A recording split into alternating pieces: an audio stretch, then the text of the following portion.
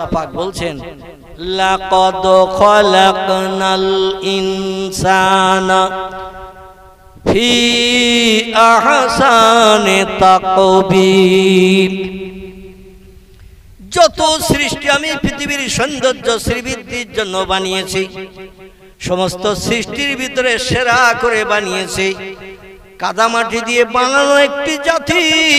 এদের নাম হলো আরবিতে ইনসান, ইংরেজিতে বলা হয় ম্যান, বাংলায় এর নাম হলো মানুষ। মানুষ মানুষ আল্লাহ বলছেন যত সৃষ্টি পৃথিবীতে চোখে দেখতে পাও, যত সৃষ্টি চোখে দেখতে পাও না। আচ্ছা, সব কি আমরা চোখে দেখতে পাই? পাই? আল্লাহ যা সৃষ্টি বানিয়েছেন সব চোখে দেখা যায়? আমার ভাইরা, পৃথিবীতে বড় জঙ্গল আছে, নাম তার আমাজন জঙ্গল। এই আমাজন জঙ্গলের ভিতরে আফ্রিকা মহাদেশ, হাজার হাজার একর বিঘে জমি মিলে একটা জঙ্গল। তাম পৃথিবীর সব দেশের জঙ্গলের জীবজন্তু পশু সেখানে ভরা, সব দেশে যত গাছ সে গাছও সেখানে ভরা। হাজার হাজার একর বিঘে জমি এই আমাজনের জঙ্গল। একটা নাম আপনারা কম বেশি শুনেছেন। কত জীবজন্তু সেখানে বাস করে মানুষের এখনো তথ্য দিতে পারেনি।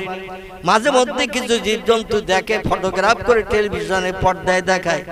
পৃথিবীতে 7টি সাগর আছে, বাচ্চা বেলায় পড়েছেন। 7 সমুদ্র পড়েছেন না? আচ্ছা, আমি যদি বলি সাগর কে কে দেখেছেন একটা হাত তোলেন। সবার কি হাত উঠবে? উঠবে? নামে পড়েছেন, ধারাপাতে পড়েছেন 7 সমুদ্র, এইটা পড়েছেন সমুদ্র আছে 7টি। কিন্তু আমরা অনেকে সাগরের ধারে এখনো যেতে পারি নাই, দেখতে পারি নাই। তো আমাদের এই পশ্চিমবাংলার শেষ প্রান্ত দীঘা বলে একটি জায়গা আছে। আবার আপনি দক্ষিণ 24 পরগনা কাকদ্বীপ হয়ে যাবেন, 8 নম্বর কচুবেড়িয়া পেরিয়ে যে ওপারে যাবেন কপিল মুনির আশ্রম, ওখানে গেলে সাগর দেখার সুযোগ পাবেন। যে সাগরের নাম হলো বঙ্গোপসাগর, ভারত মহাসাগর, আটলান্টিক মহাসাগর, প্রশান্ত মহাসাগর, ভূমধ্য সাগর, লোহিত সাগর আছে না? এই রকম সাগর আল্লাহ বানিয়ে রেখেছেন। পৃথিবীর 4 ভাগের 3 ভাগ পানি, 1 ভাগ মাটি। আমার মনে মনে ধারণা হয় আগামীতে নাতি নাতকুড় যারা লেখাপড়া করছে এরা আরো ভালো যন্ত্র ভবিষ্যতে বানাবে না। প্রথম মোবাইল মেশিন যখন বেরিয়েছিল আমার পকেটে আছে মেশিন, এই রকম ধরনের মেশিন। এখন সব এই রকম লম্বা লম্বা মেশিন বেরিয়েছে না বেরোয়নি? আচ্ছা, এই মেশিনে কি ফটো টটো দেখা যায়? একটু কথা বলতে হবে। এতে ফটো দেখা যায়, দূর দূরান্ত থেকে যদি থাকে তার সঙ্গে বাস্তব চেহারা থেকে গল্প করা যাবে। কিন্তু এখন এই যে টাচ মোবাইল বেরিয়েছে, টাচ আঙুল লাগালেই সঙ্গে সঙ্গে অ্যাকশন, বোঝা যাচ্ছে? এ যদি আপনি সামনে ধরেন দিল্লি, বোম্বাই, কানপুর, লখনৌ, ভারতবর্ষের বিভিন্ন অঙ্গরাজ্য কিংবা Japan, German, England, Holland, Poland, Italy, Brazil, এরকম যে কোনো দেশে, সৌদি আরব, আরব আমিরাত, শাম, সিরিয়া, মরক্কো, ইয়ামান, বিভিন্ন দেশে যদি আপনজন থাকে, আপনি কোড নম্বর দিয়ে, এক একটা দেশের এক একটা কোড নম্বর আছে। আমাদের দেশের কোড নম্বর 0091। কি নাম বললাম? আমাদের দেশের কোড নম্বর 0091। যেখানেই থাকেন না কেন ওখান থেকে নাম্বারের আগে এই 0091 দিয়ে এইবার নাম্বারটা পুশ করবেন। আপনার কাছে, আপনি এই পশ্চিম বাংলায় থাকেন আর ভারতের যে কোনো রাজ্যে থাকেন, আপনার কাছে ফোন যাবে না? যাবে না। আমাদের পাশে আছে এই পূর্ব দিকে বাংলাদেশ আছে না, ওদের দেশে কথা বলতে গেলে এই 0091 আগে দিয়ে ফোন নম্বর দিলে যাবে? তো কথা বলেন, যাবে না। বাংলাদেশের কোড নম্বর 0088, কোড নম্বর 0088 দিয়ে তারপরে ফোন নম্বর দিতে হবে, দিলে সেখানে ফোনটা যাবে। এখন ঘটনা আমি যেটা বলতে চাচ্ছি সেটা হলো এই প্রযুক্তি যুগের বিজ্ঞানীদের উন্নতির কারণে এই বিজ্ঞানীরা ভবিষ্যতে এমনও মেশিন বানাবে যে মেশিন বানিয়ে রিসার্চ করে বলবে, আগের বিজ্ঞানীরা বলেছিল পৃথিবীর 4 ভাগের 3 ভাগ পানি, 1 ভাগ মাটি। আমরা ভালো যন্ত্র মেশিন বানিয়ে দেখলাম পৃথিবীর 5 ভাগের 4 ভাগ পানি, 1 ভাগ মাটি। ভবিষ্যতে আমাদের ভবিষ্যৎ জেনারেশন যারা আসছে ভালো যন্ত্র বানিয়ে তত্ত্ব তারা দিতে পারে কিনা? পারে কিনা? মানুষ শুধু মানুষের ভুল ধরার জন্য ব্যস্ত। আগেকার যুগের যা কিছু সেগুলো এখন সব ভুল প্রমাণ করে নতুন নতুন প্রমাণ দিচ্ছে, আর সেগুলো পুস্তকের পৃষ্ঠা লিপিবদ্ধ হচ্ছে। কিন্তু আমি আপনাদের কাছে বলবো, এতগুলো তথ্য দেওয়ার কারণ হলো কোরআনের বয়স হয়েছে ১৫০০ বছর, এখনো দুনিয়া ধ্বংস পর্যন্ত কোরআন থাকবে। একটু বুকে হাত দিয়ে চিন্তা করে বলুন, প্রযুক্তি যুগের বিজ্ঞানীরা হাজারো যন্ত্র মেশিন বানানো সত্ত্বেও কিয়ামত পর্যন্ত কোরআনের একটা তথ্য মিথ্যা প্রমাণ করতে পারবে? পারবে? কোরআনের কথা মিথ্যা প্রমাণ করতে পারবে না। সেই কোরআনে আল্লাহ বলছেন, যত সৃষ্টি আমি বানিয়েছি, সূরা ৩-এর ভিতরে আল্লাহ বলছেন, সৃষ্টির ভিতরে সেরা করে বানিয়েছি আমি মানুষকে। একটু জোরে বলুন সুবহানাল্লাহ।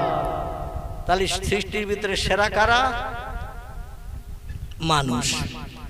আল্লাহ মানুষের জন্য একটা গাইড বুক দিয়েছেন, জীবন বিধান। এর নাম হলো আল কোরআন, যেটা অতীতে লৌহে মাহফুজে সংরক্ষিত ছিল, ফি লৌহিম মাহফুজ। আল্লাহ বলছেন, উম্মতে মুহাম্মাদের কল্যাণের জন্য অতীতকালে তৈরি করে রেখেছিলাম। নবী দুনিয়ায় আসেনি, তাই কোরআন দুনিয়ায় পাঠায়নি। নবীর আসার ৪০ বছর পরে কোরআনের শুভ সূচনা হয়েছে হেরা পাহাড়ের মাথায়। বিশ্ব নবীর মরণের দিন পর্যন্ত আল্লাহ পাক কোরআন পাঠিয়েছেন জিবরিল আমিন মারফত। কোরআনের শেষ হয়েছে বিদায় হজের দিন আরাফাতের মাঠে। এই বাচ্চা একটু চুপ কর বাপ, বাচ্চা একটু চুপ কর বাপ। আরাফাতের মাঠে নবীর জীবনের বিদায় হজ হিজরির ৮ সালে নবী বিদায় হজ করতে এসেছিলেন। ওইখানে জিবরিল আমিন কোরআনের শেষ আয়াতটা নবীর কাছে পৌঁছে দিয়েছিলেন। আমি আয়াতটা একটু বলি, তাহলে আপনাদের তথ্য শুনতে ভালো লাগবে। বিসমিল্লাহির রহমানির রহিম। আকমালতু লাকুম দীনাকুম ওয়া আতমামতু আলাইকুম নি'মাতি ওয়া রাদিতু লাকুমুল ইসলাম দীনা। জোরে বলুন একটু সুবহানাল্লাহ। কোরআনে শুরু হলো হেরা পাহাড়ের মাথায়। কি পাহাড় বললাম? মক্কা নগরীর কাবা ঘর থেকে দক্ষিণ পূর্ব দিকে ৬ কিলোমিটার দূর একটি পাহাড় আজও দাঁড়িয়ে আছে, গেলে দেখতে পাবেন। পাহাড়টির নাম জাবালে নূর, গারে হেরা। এই পাহাড়টির দুটি নাম, একটি নাম হলো জাবালে নূর, আর পূর্ব যুগের মানুষের দেওয়া নাম ছিল গারে হেরা। এই পাহাড়ে কোরআনের শুভ সূচনা হলো রমজান মাসের। তাফসীরকারদের মতে কেউ বলেছেন ১৭ তারিখ, কেউ বলেছেন ২৫ তারিখ, কেউ বলেছেন ২৭ তারিখ রমজান মাসের। কারণ আল্লাহ পাক কোরআনেও তথ্য কোট করে দিয়েছেন, আমি কোরআন পৃথিবীতে নাজিল করেছি পবিত্র রমজান মাসে। জোরে বলুন সুবহানাল্লাহ। এখন এই রমজান মাসে একটি পবিত্র দিন আছে, ইন্না আনজালনাহু ফি লাইলাতুল কদর ওমা আদরাকা মা লাইলাতুল কদর লাইলাতুল কদরে খায়রুম মিন আলফি শাহর। শেষ পর্যন্ত সূরাটির নাম হলো সূরাতুল কদর।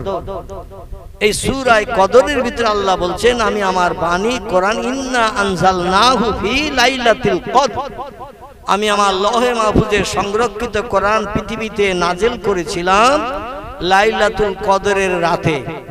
আমরা রমজান মাসে লাইলাতুল কদর বলে একটা পবিত্র রাত জানি।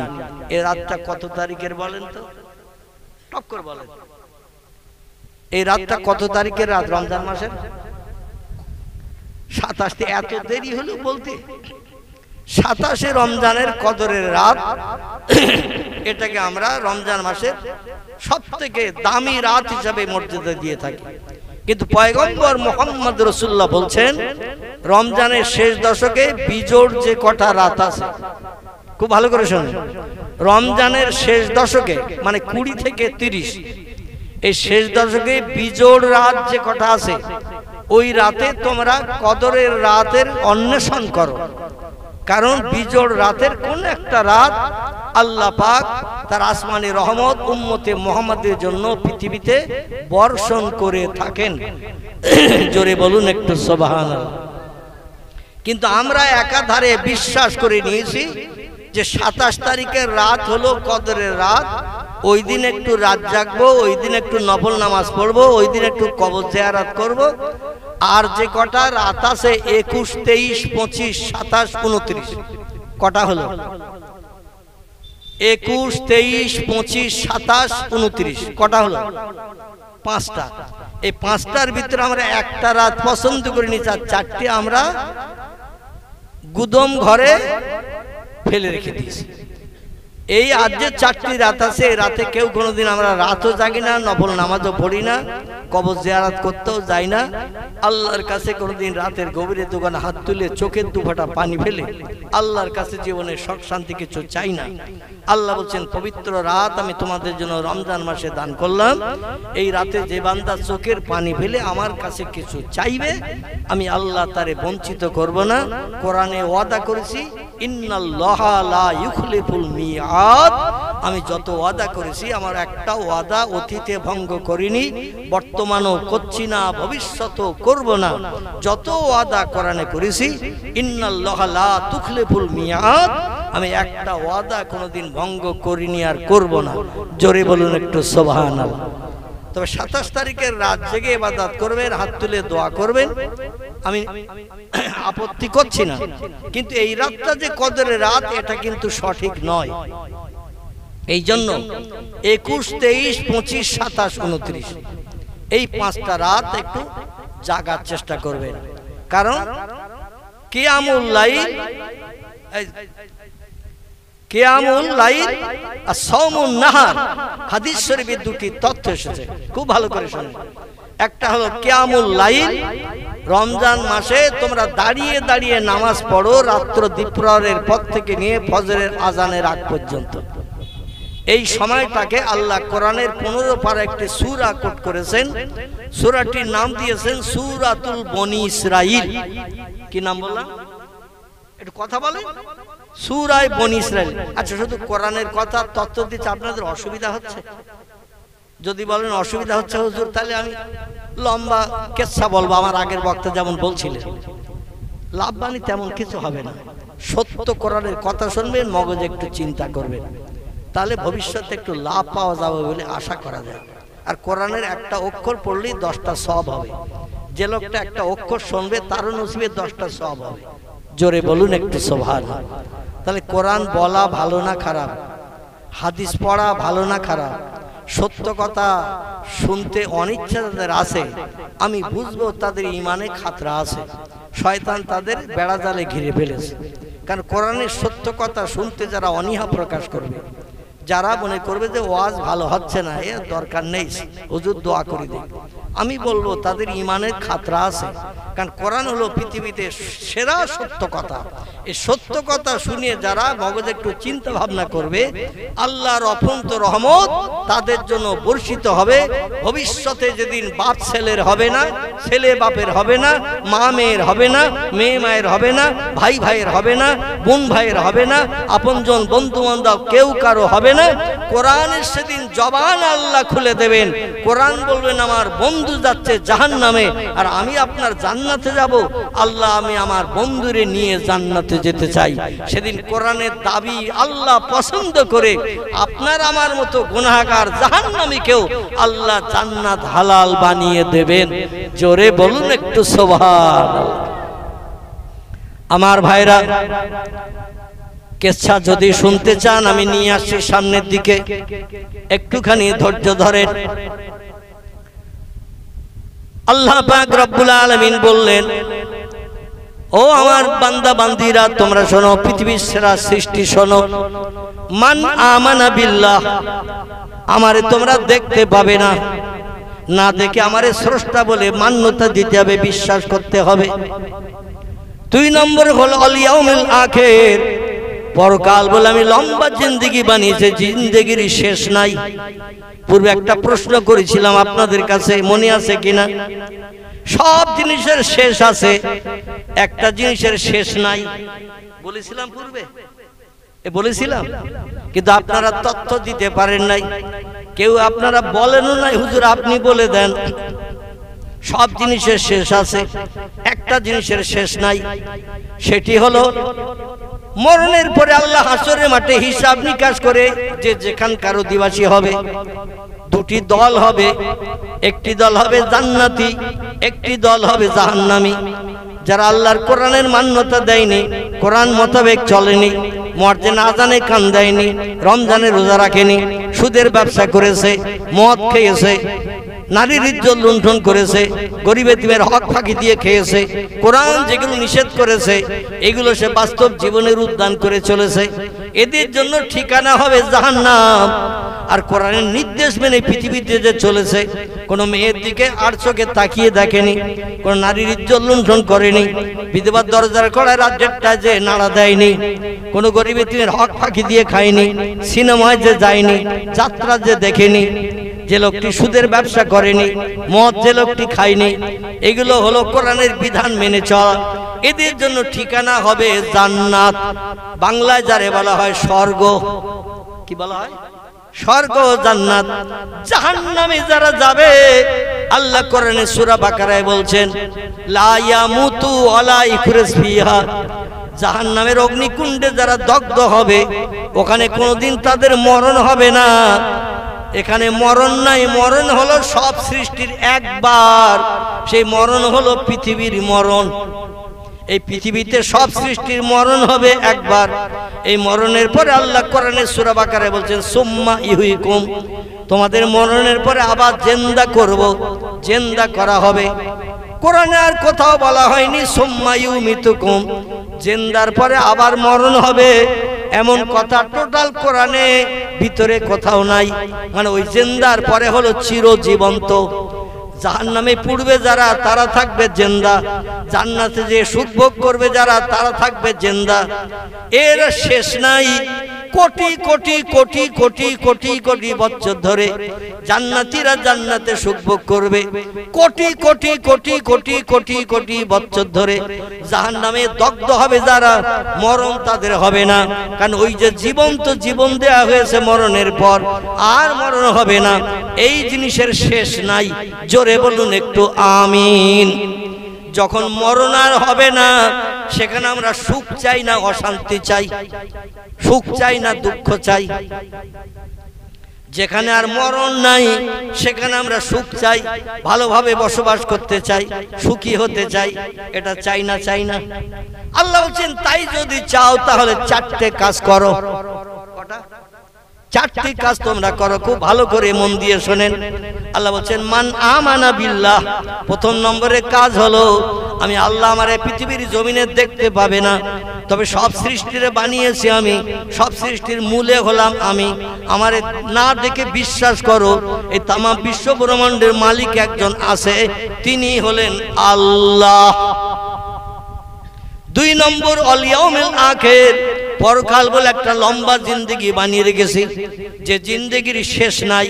জান্নাতীদের শেষ নাই, জাহান্নামীদের শেষ নাই। এখানে সুখের জায়গা, দুঃখের জায়গা, দুটি জায়গা বানিয়েছি। কঠিন শাস্তি আবার পরম আনন্দ, দুটি জায়গা বানিয়েছি। দুনিয়ায় বেঁচে থাকতে দেখতে পাবে না, তোমরা না দেখে যদি বিশ্বাস করতে পারো, তাহলে দুই নম্বরের কাজ তোমাদের করা সম্ভব হলো। এখনো বাকি কটা? কটা বললাম? চারটে। কটা বললাম? চারটে কাজ করেন। আয়াতে আল্লাহ চারটে কাজের কথা বলেছে। আমি দুটির কথা বললাম, এখনো দুটি বাকি, ওই দুটি বলে নেই। এবার একটু কিসসা কাহিনীর দিকে যাব আপনাদের মনোসন্তুষ্টের জন্য। যদি আমার ইচ্ছা ছিল টোটাল বক্তব্য শেষ পর্যন্ত আমি কোরআন হাদিসের কথাই শুধু বলবো, কিন্তু একেবারে পাড়াগাঁও এলাকা তো, এই জন্য পরিবেশ বুঝে বক্তৃতা করতে হয়, ঠিক কি না? এই জন্য আমাকে একটু নিয়ে যেতে হবে ওই দিকে, যেদিকে গেলে আপনারা খুশি হবেন। আলহামদুলিল্লাহ। আল্লাহ বলছেন ওয়া আমিলা সালেহান, 3 নম্বর। ক নম্বর? 3 নম্বরের কাজ হলো আমারে না দেখে বিশ্বাস করো, 1 নম্বর। 2 নম্বর হলো পরকাল বলে লম্বা জিন্দেগি বানিয়েছি, যেখানে মরণ টরণ নাই, ওই জায়গাটাও দেখতে পাবে না, না দেখে বিশ্বাস করো। তিন নম্বর হলো আমেলা সালেহান, আমার কোরআনের কথা সত্য জেনে ভালো ভালো সৎ কাজগুলো করো। মর্যাদা আজান দিলে নামাজ পড়ো, মিথ্যা কথা বলো না, চুরি ডাকাতি করো না, ছিনতাই গুন্ডামি করো না, মানুষের প্রাণ নাশ করো না, মানুষ মার্ডার করো না, বিধবার দরজার কর্নার দিয়ে চরিত্র নষ্ট করো না, কোন ছোট ছোট বাচ্চাদের বাপ মাহারা এতিম বানিও না, মদ খেও না, সুদের ব্যবসা করো না, সিনেমা যাত্রায় যেও না, এই সমস্ত খারাপ কাজগুলো করো না, বরং ভালো ভালো কাজগুলো করো। আমলে সালেহা, ভালো ভালো কাজগুলো করো। আর একটা কাজ বাকি আছে, সেটা এবার বলবো, হয়ে গেছে তিনটি। 4 নম্বরে কাজ হলো, আল্লাহ বলছেন, এই পৃথিবীর মানুষ তোমরা শোনো, মান আমানা বিল্লাহ ওয়াল ইয়াউমিল আখির ওয়া আমিলা সালেহান, তোমরা যদি ভালো সৎ কাজ করতে পারো, 4 নম্বরে তোমাদের জন্য আমি একটা প্রতিদান রেখে দিয়েছি, ফালাহুম আজরুহুম ইনদা রাব্বিহিম, তোমাদের পরওয়ারদিগার আলাম আল্লাহর তরফ থেকে আমি আল্লাহ তোমাদের জন্য একটা পুরস্কার, তোহবা, গিফট, অনুদান রেখে দিয়েছি। তোমাদের জন্য একটা তোহবা, গিফট, পুরস্কার রেখে দিয়েছি। সেটি হলো আমার শান্তির জায়গা বানানো জান্নাত, আর অশান্তির জায়গা বানানো জাহান্নাম। জাহান্নামের খোরাক হয়ে যদি তোমরা কবরে বা শ্মশানে আসো, মৃত্যুবরণ করো, তোমাদের জাহান্নামের আগুনে দগ্ধ হতে হবে, কোনো সন্দেহ নাই। আর সৎ কাজ, ভালো কাজগুলো যদি করতে পারো, বিপদে মুসিবতে কারো যদি সাহায্য করো, সেখান থেকে যেন তুমি তোমার লাভের চিন্তা ভাবনা করে কোনো অর্থ আত্মসাতের চিন্তা ভাবনা করবে না। মানুষ এখন বিপদে পড়লে আরো মানুষ চেপে ধরে, ঠিক বললো না ভুল বললাম? বিপদে বলে চেপে ধরে, যদি আরো কিছু ওর কাছে এখন বার করে নেওয়া যায়, নাউজুবিল্লাহ। আল্লাহ বলছেন, ফালাহুম আজরুহুম ইনদা রাব্বিহিম, আমার তরফ থেকে তোমাদের পুরস্কারে বিবেচিত করা হবে। ফালা খাউফুন আলাইহিম, তোমাদের কোনো ভয় পেতে হবে না। ওয়ালা হুম ইয়াহজানুন, রাতের আঁধারে ঘুম কামাই করে চিন্তা করতে হবে না। অবশ্যই আমার কোরআন সত্য আর সত্য তত্ত্ব দিলাম, শুধু মরণটা বাকি। মরণ হয়ে যাওয়ার পরেই কবরে গেলে তোমরা আমার জান্নাতের শান্তি, সুখ, জান্নাতের নেয়ামত তোমরা উপভোগ করতে থাকবে। এজা তাকুমুস সাআত, যতদিন পর্যন্ত কিয়ামত সংঘটিত না হবে। কিয়ামত বলতে সেটা কি বোঝায়?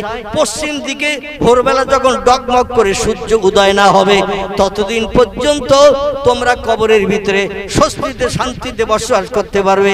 আমার জান্নাতের নাজ নেয়ামতগুলো আমার ফেরেশতাদের মাধ্যম দিয়ে তোমাদের কবরে দৈনন্দিন পরিবেশন করা হবে।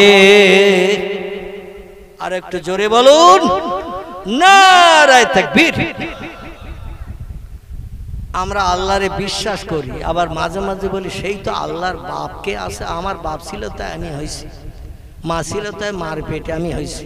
এই মগজে চিন্তা হয় না, হয় না?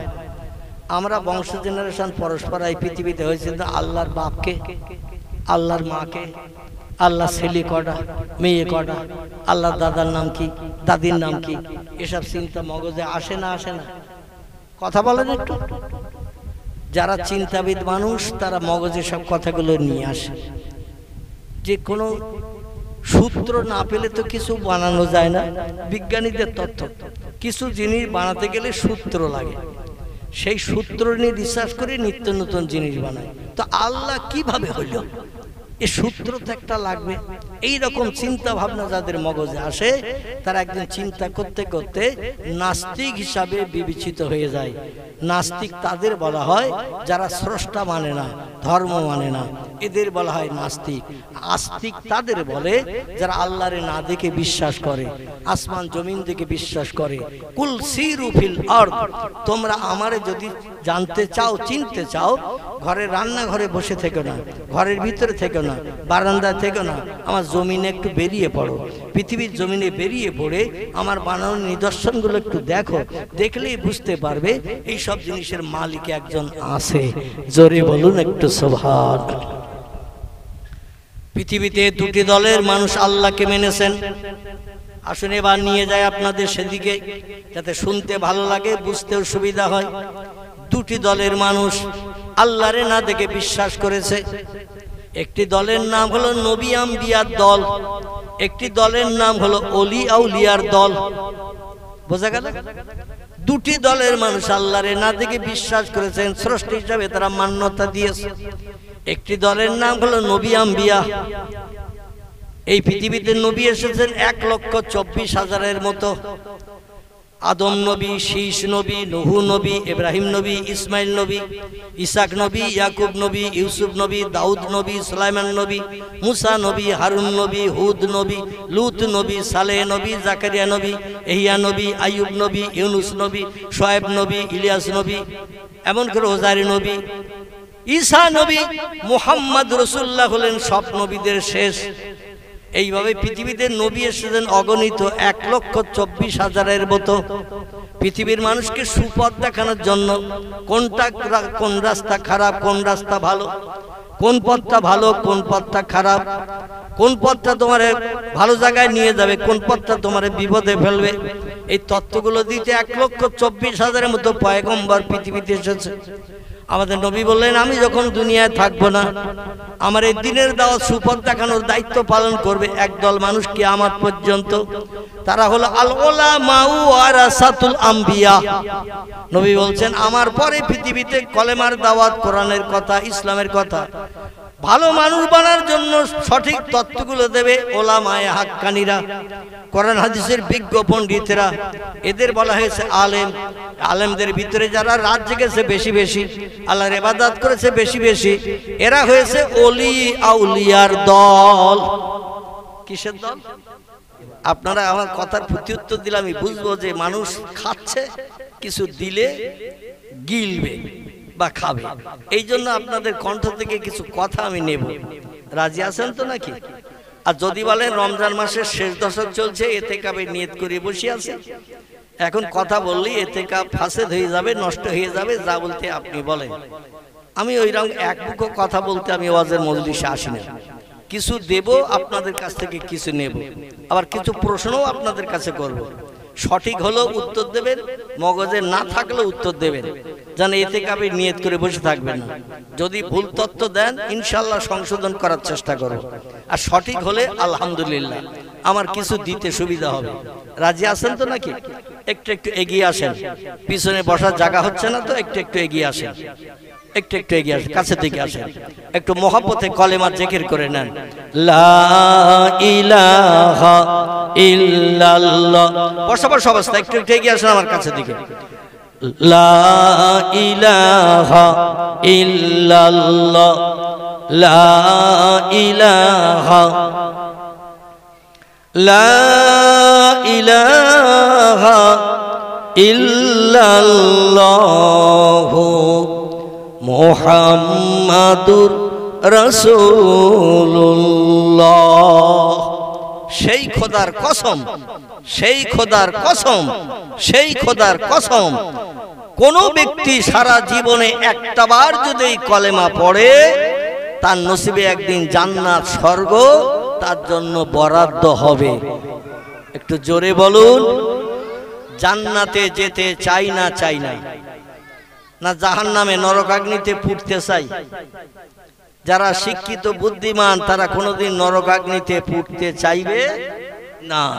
যারা শিক্ষিত বুদ্ধিমান চালাক মানুষ তারা চাবে শান্তির জায়গা, ঠিক কি না?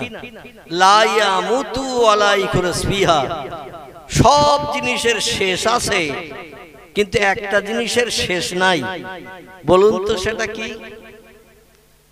মনে করবেন না যে হুজুর প্রশ্ন করতেছে উঠে চলে যাবো আর শুনবো না। যদি না বলতে পারেন আমি বলবো, আর মগজে যেটা আসবে সেটাও বলবেন। ঠিক হলে আলহামদুলিল্লাহ, যদি ঠিক না হয় আমি সঠিক তত্ত্বটা দেব, আপনাদের কোনো মান অপমানের ব্যাপার হবে না। কারণ একটা মানুষ সব জানে না। ঠিক বললাম না ভুল বললাম? সব জিনিস একটা মানুষ জানে না। এই জন্য আমার এটা জানার মজলিস। বিশেষ করে এটা হলো বুড়োদের স্কুল। কাদের বললাম? বয়স্ক বুড়োদের স্কুল। যারা আর স্কুলে ভর্তি হতে পারবে না, স্কুলে যেতে পারবে না, তাদের স্কুল। বয়স্ক মানুষের স্কুল। বাচ্চারা ওরা এসেছে তাবারুক কখন দেবে তাই। ঠিক বললাম না ভুল বললাম? ওরা কখন তাবারুক দেবে সেই চিন্তায় ব্যস্ত। হুজুর কখন ইয়া নবী সালাম আলাইকা করবে, কখন হুজুর একটু হাত তুলবে, তখন বুঝতে পারবো যে লাইন ক্লিয়ার। আর অনেক বাচ্চা এখানে এরে ওরে ঠেলাঠেলি করতে করতে গুতুগুতি করতে করতে এখানে শুয়েও পড়বে। ঠিক বললাম না ভুল বললাম? শুয়েও পড়বে। আর যেই ইয়া নবী সালামু আলাইকা হবে, একজন আরেকজনের গুঁতো মারবে, এই ওঠ, এইবার তাবারুক দেবে। ঠিক না ভুল? আবার অনেক মারা বাড়ির বাচ্চাদের ঘুম চোখে ডেকে দেবে, এইবার যা তাবারুক দিচ্ছে, ও চোখ ডলতে ডলতে আসবে। এই যা মানুষ আপনারা আছেন তাবারুক দেওয়ার সময় এইগুলোই নেবেন, আর কিছু লোক বাড়তি হবে। বাড়তি যারা হবে দেখবেন সব চোখ ডলতে ডলতে আসতেছে, মানে ঘুমিয়েছিল, চোখ ডলতে ডলতে আসতেছে। এখন যেটা আমি বলতে চাচ্ছিলাম সেটা হলো এই 2000 টাকা নোট 100 করে যদি 10টা বান্ডেল করা হয়, কটা বান্ডেল বললাম? 2000 টাকার নোট 100 করে কটা বান্ডেল বললাম? 10টা।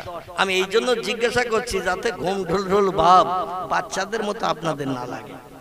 কারণ কিছু সময় প্রতিদিন রাত 10টা 11টায় ঘুমান, 11টা বেজে গেলে এবার সেই ঘুমের রেশ দৈনন্দিন একটা অভ্যাস। ঘুমের রেশ যখন আসবে, আমি বলবো নেতাজি ওই ঘুম ঢোল ঢোল ভাব লোকটা শুনবে পেঁয়াজি। আমি বলবো জ্যোতি বোস ও ঘুম ঢোল ঢোল ভাব লোকটা শুনবে তক্ত ঘোষ। বলবো জ্যোতি বোস, শুনবে তক্ত ঘোষ। এই জন্য মাঝে মাঝে দুটো একটা প্রশ্ন আপনাদের কাছে রাখবো, যাতে মগজ ধলাই করে উত্তর দিতে গেলে ঘুমের রেশটা কেটে যাবে না? যাবে না? কেটে যাবে আলহামদুলিল্লাহ। তো 2000 টাকার নোট 100 করিয়ে 10টা বান্ডেল করলে কত টাকা হবে? হিসেব করতে 2-4 ঘন্টা লাগবে নাকি? 100 টাকা করে নোট একটা করে বান্ডেল করেছেন 10টা, 2000 টাকার নোট, তাহলে কত টাকা হবে? এই বল, যেটা বলছিল ওইটাই বল। আলহামদুলিল্লাহ, আপনারা কেউ তথ্য দিতে পারলেন। একটা ছোট্ট বাচ্চা ও সঠিক তথ্যটা দিয়েছে। আল্লাহর মগজ আরো সাফ করে দেখি। জোরে বলুন একটু আমিন, আর একটু জোরে বলুন আমিন। অপরের সঠিক তথ্যটা দিল, তার জন্য একটু আমিন বলতে কি দ্বিধাবোধ হচ্ছে? আমার ভাইরা, বাচ্চা ছেলেটা ব্যাংকে কাজ করে? বাচ্চা তো ব্যাংকে কাজ করে না। 20-22 বছর বয়স না হলে তো চাকরি পাবে না। মানে পড়াশোনা শেষ করে তারপর চাকরির পরীক্ষা দেবে, তারপর চাকরি পাবে। আবার ব্যাংকে যারা চাকরি করে তারা অঙ্ক নিয়ে পড়ে। ঠিক বললাম না ভুল বললাম? এমকম, এমএসসি এইরকম তারা নিয়ে পড়ে। যাই হোক, বিকম এগুলো পড়িয়ে পাশ করে তারপর ব্যাংকের চাকরির জন্য পরীক্ষা দিলে তাদের নসিবে চাকরি জোটে।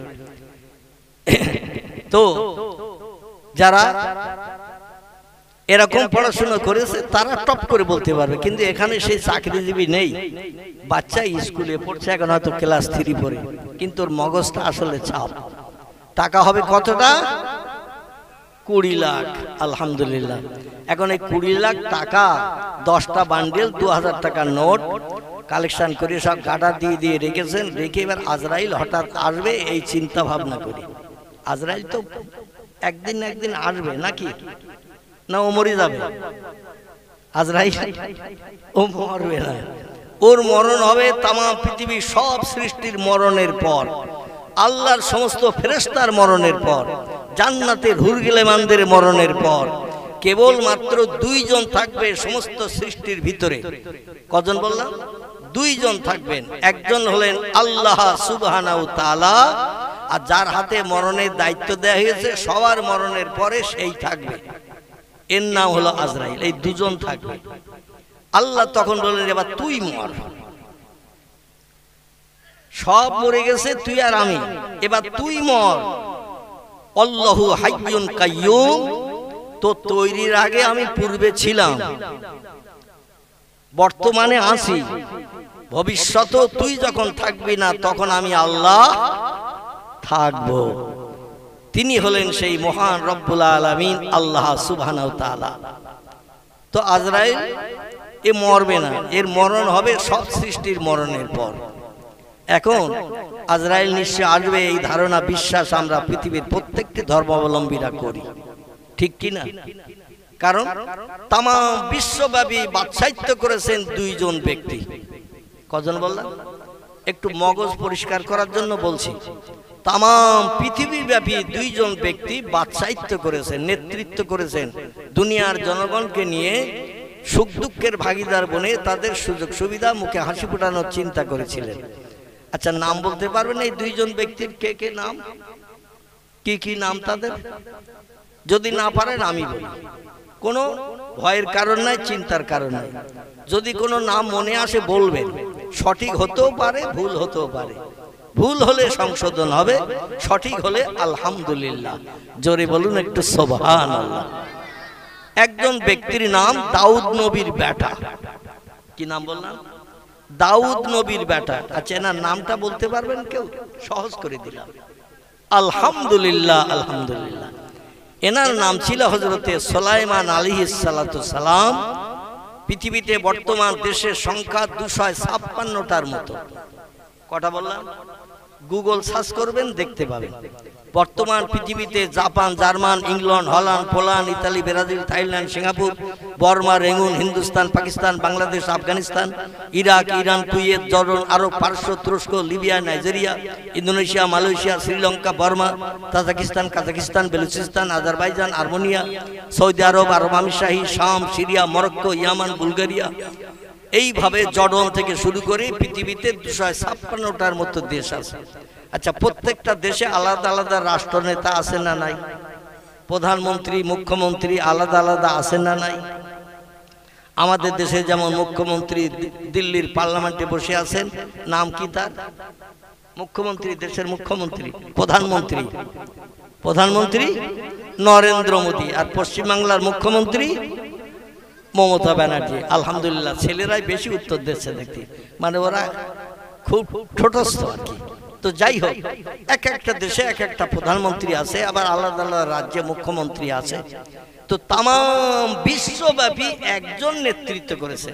আচ্ছা, কোনো ব্যক্তি কোন একটা দেশে বসে থাকবে, আর এই পৃথিবীতে যত দেশ বর্তমান 256টার মতো দেশ, কোন দেশে যদি না যায়, সে দেশের জনগণের ভাব পরিস্থিতি যদি না বোঝে, তো দেশ চালানো হবে?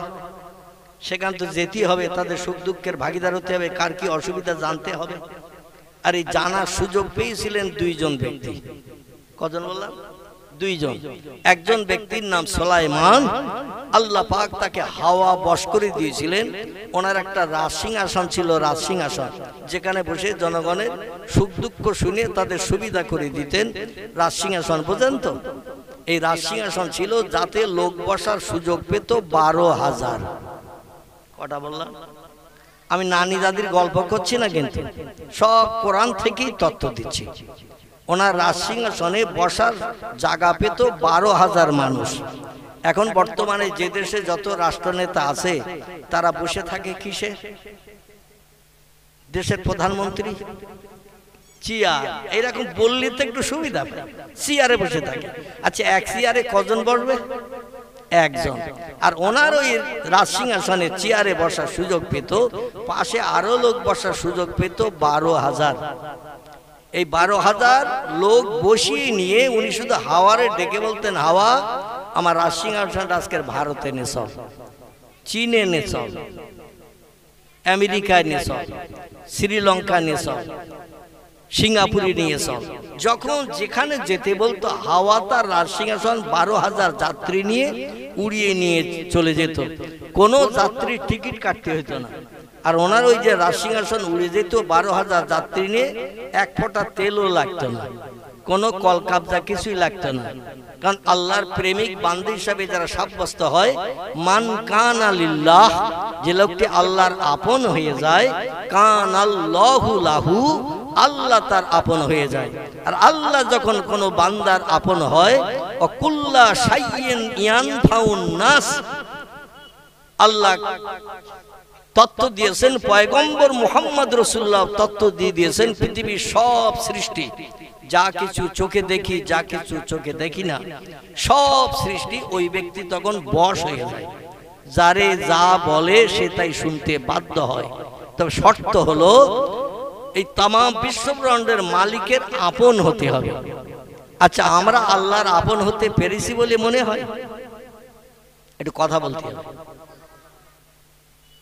কেউ বললেন না যে হ্যাঁ, সবাই বলছেন না। দুই একজন হ্যাঁ বললে আমি একটু বাড়তি তথ্য কিছু দিতে সুবিধা পেতাম। কিন্তু সবাই বলছেন না। তাহলে আমরা আল্লাহর আপন এখনো হতে পারিনি, কিন্তু আমাদের মাথায় আল্লাহর বিধান টুপি আমরা মাথায় দিয়েছি। কারোবা মুখে দাঁড়িয়ে আছে, কারোবা নাই। অধিকাংশ ব্যক্তি পায়জামা, পাঞ্জাবি, লুঙ্গি ইত্যাদি পরিধান করেছি। আল্লাহর পছন্দনীয় ধর্মের বেশভূষা, পোশাক পরিচ্ছদ আমরা পছন্দ করেছি, কিন্তু আমরা আল্লাহর আপন হতে পারি নাই। যারা আল্লাহর আপন হয়েছে সেই খোদার কসম, একটা মশা পর্যন্ত তার গায়ে ইনজেকশন চালাবে না। মশা বোঝেন তো? গোয়াল ঘরের পাশে যদি আপনি রাতের বেলা বিছানা ফেলে কম্বল টম্বল বিছিয়ে শুয়ে পড়েন, মশা বোধহয় আপনার ধারে পাশে আসবে না। গোয়াল ঘরের পাশে আসবে? মাছি আপনার গায়ে বড়বে? বড়বে মাছি? নোংরা জিনিস আছে যেখানে, মাছি ভন ভন করছে সেখানে।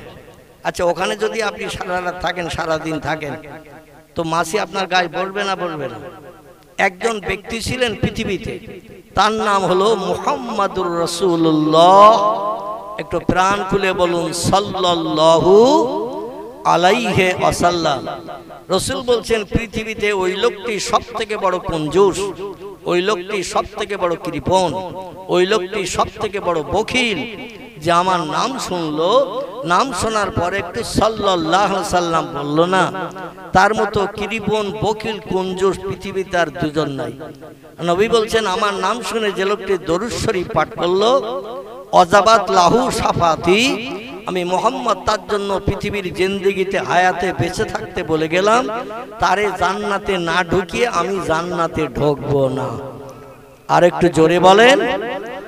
নবী বলছেন, আমার নাম শুনে যে লোকটি সাল্লাল্লাহু আলাইহি সাল্লাম বলল, মানে নবীর মহব্বতে দরুদের তোহফা পেশ করলো। নবী বলছেন, অজাবাত লাহু শাফাতি, আমার জন্য দায়িত্ব পড়ে গেল, ওই লোকটাকে জান্নাতে না ঢুকিয়ে জান্নাতে সুখ স্বচ্ছন্দ আমি উপভোগ করব না। তাই নবীর নাম শুনলে একটু সাল্লাল্লাহু আলাইহি সাল্লাম বলতে মুসলমান আমাদের আপত্তি থাকা উচিত? থাকা উচিত না। অন্তত যখনই নবীর নাম শুনবেন, জোরে না হোক আস্তে আস্তে বলবেন সাল্লাল্লাহু আলাইহি ওয়াসাল্লাম। আল্লাহর অফুরন্ত রহমত, দয়া, করুণা আল্লাহ তার উপরে বর্ষিত করুক, বর্ষিত হোক। জোরে বলুন একটু আমিন। এই নবীজির গায়ে 63 বছর জিন্দেগিতে একটা মশাও কোনোদিন বসে ইনজেকশন দেয়নি, একটা মাছিও তার গায়ে সারা জীবনে বসেনি। এই মুহাম্মদ রাসূলুল্লাহ আল্লাহর আপন ছিল না দুশমন ছিল? আল্লাহর আপন ছিল। এই যে লোকটার নাম আমি আপনাদের কাছে করলাম, তামাম বিশ্বব্যাপী বাদশাহিত্য করেছেন যে লোকটি, এই লোকটির নাম হযরতে সুলাইমান আলাইহিস সালাম। আল্লাহর এমন আপন হয়ে গিয়েছিলেন, পিঁপড়ে পর্যন্ত তার কথা শুনতো। এখন পিঁপড়ে ঝাঁকে যদি আপনি পা দেন, পিঁপড়েরা বাসা থেকে বেরিয়ে আপনার পায়ে কামড় দেবে না? দেবে না? নামি দামি মানুষ, প্রধানমন্ত্রী, মুখ্যমন্ত্রী, কি বড় হাফেজ, আলেম, কারি, মুফতি, পিঁপড়ে ঝাঁকে যেখানে মাটি তুলে ঢিবি করিয়েছে, ওইখানে একটু ঢিবেটা ঘা দিয়ে যদি পা দিয়ে দাঁড়িয়ে থাকেন, ও সেকে ধরবে না? ধরবে না? ধরবে? আসলে এমন সৃষ্টি পৃথিবীতে ছিল, পিপীলিকা পূর্বে ছিল, এখনো আছে, ভবিষ্যতেও থাকবে। এই সুলাইমান নবী যেটা বলতেন ওরা সেটা শুনতেন, জীবনে কোনোদিন তার সঙ্গে শত্রুতা করেননি। এই কারণে আল্লাহ পাক তামাম বিশ্ব ঘোরার সুযোগ দিয়েছিলেন বিনা পয়সা খরচে। সব দেশের জনগণের সুখ সুবিধার জিনিস দেখতেন, শুনতেন, সে মতো তাদের সুযোগ সুবিধা করে দিয়ে এই পৃথিবীতে শান্তিতে বসবাসের সুযোগ করে দিতেন। জোরে বলুন একটু সুবহানাল্লাহ। আরেকজন ব্যক্তির নাম আপনাদের কাছে আমি বলবো, যে লোকটির নাম কম বেশি আপনারা হয়তো কেউ শুনেছেন, মনে নেই, বা কারো হয়তো এখন মেমোরিতে জোটে নাই। এই লোকটির নাম হলো সেকেন্দার জুলকারনাইন। কি নাম বললাম? সেকেন্দার জুলকারনাইন। কোরআনে আল্লাহ তার জীবনী কোট করে দিয়েছেন। এনাকে আল্লাহ পাক তামাম বিশ্বব্যাপী বাদশাহিত্য করার সুযোগ দিয়েছিলেন, এবং আল্লাহর এত আপন প্রেমিক বান্দা তিনি হয়েছিলেন, সব সৃষ্টি যেটা বলতো উনি সেটাই শুনতেন। জোরে বলুন সুবহানাল্লাহ। এখন আমরা যে আল্লাহর আপন হতে পারিনি, আপনারাই তথ্য দিলেন হতে পারিনি, তার কারণ হলো পিঁপড়েরে যদি বলি কামড়াস না, ও কামড়ানো বন্ধ করবে তো নাকি? মশারে যদি বলি গায়ে ইনজেকশন চালাবি না, ও শুনবে তো নাকি? মৌসাকে ঘা দিয়ে যদি বলে একটাও আমার গায়ে আল ফুটাবি না, ও শুনবে তো নাকি? শুনবে না। কারণ আমরা আল্লাহর আপন হতে পারিনি। তাই যেদিন আমরা আল্লাহর আপন হব, আল্লাহর পয়গম্বর বলছেন কান আল্লাহু লাহু, পৃথিবীর সব সৃষ্টি তখন আপনার হয়ে যাবে। যারে যা বলবেন তার তাই শুনে আপনার উপকারে ব্যস্ত হয়ে পড়বে। কখন আপনার মুখে হাসি ফুটবে। আল্লাহ পাক মরণের আগে সেই আল্লাহ প্রেমিক বান্দা আমাদের বনার সুযোগ যেন দান করেন। সকলে বলুন আমিন। এখন কারা আল্লাহর আপন হয়েছিল? আমাদের এলাকায় আপন বলতে আছে কেউ? আল্লাহর আপন বলতে আমাদের এলাকায় কেউ আছে বলে মনে হয়? যদি আপনাদের নলেজে না থাকে আমি গোটা কয়েক ব্যক্তির নাম বলবো। আসুন এবার আমি বক্তৃতা শুরু করে একটু দানা ছড়ানোর চেষ্টা করি। ভবিষ্যতে আপনারা তেল সার পাউডার দিয়ে গাছ বড় করবেন। আশা রাখি আপনার জীবনে সব শখ শান্তি উদ্দেশ্য মনোবাঞ্ছা আল্লাহ সব পরিপূরণ করবেন তাদের মতো। জোরে একটু বলুন সুবহানাল্লাহ। আর একটু জোরে বলুন সুবহানাল্লাহ। যারা আশেপাশে আছেন আমি অধম আমার চোখের সামনে আসুন, এবং যদি এখানে বসার জায়গা না থাকে পিছনের দিকে একটু জায়গা আর একটু বাড়িয়ে দিয়ে দেন।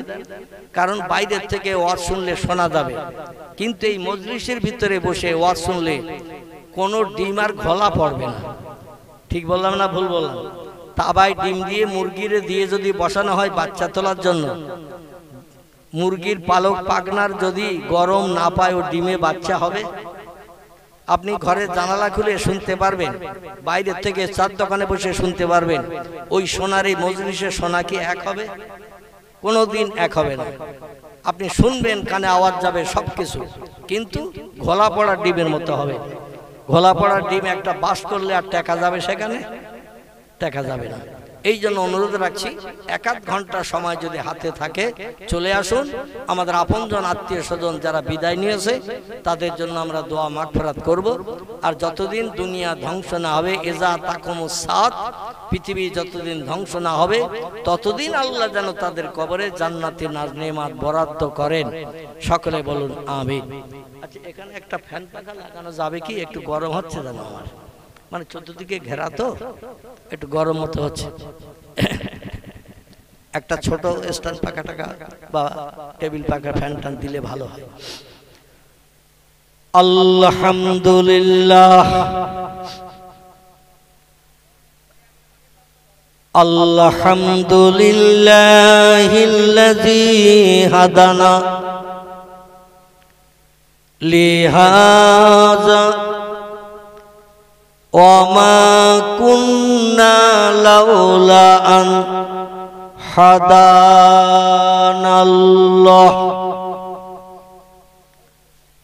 ওয়া আশহাদু আল্লা ইলাহা ইল্লাল্লাহু ওয়াহদাহু লা শারীকা লাহু শাহাদাতান মান আমানা বিল্লাহি ওয়া কাফারা বিজিবতি ওয়াত তাগুত ওয়া আশহাদু আন্না সাইয়্যিদানা ওয়া নাবিয়ানা ওয়া শাফিয়ানা ওয়া হাবিবানা وسمدنا ومولانا محمدا صلى الله عليه وسلم عبده ورسوله نبي المكارم الأخلاق الموصوف وبالكمال الأوصاف المنعوت